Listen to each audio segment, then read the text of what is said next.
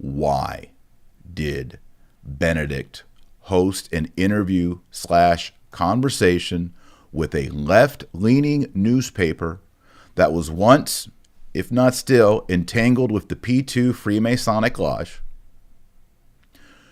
on the 8th anniversary of his resignation of the papacy, to make it clear that his resignation is legit, to make it clear that the conspiracy theory should be dismissed, and to make it clear that that Joe Biden has thumbs up from Benedict. Oh, and I could also add, and that Benedict XVI agrees thumbs up with Francis's trip to Iraq, an ecumenical, interfaith, interprayer service. Whether you believe this interview is true or false, we have to demand clarity.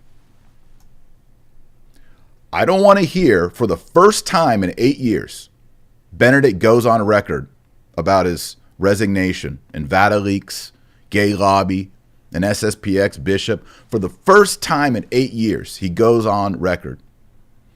And yet, it's through a liberal Italian newspaper with excerpts. It's not even full paragraphs. You have to sort of stitch it together.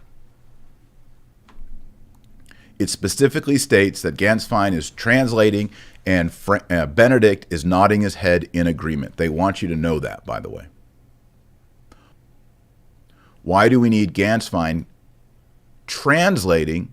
I mean, Pope Benedict, for 7 years as Pope, was speaking Italian 90% of the day to everyone in the Vatican. They speak Italian in the Vatican. So Benedict XVI speaking Italian for 7 years, presumably still speaking Italian, living in Italy. But in this context, there's some sort of a translation thing going on, and Gansfein is in the midst of it. This whole thing should be recorded. We should hear it.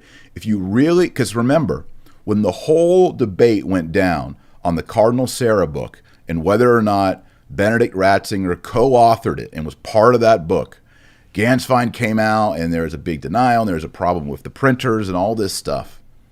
And whether his name should be on the cover, whether his face should be on the cover of the book and all that.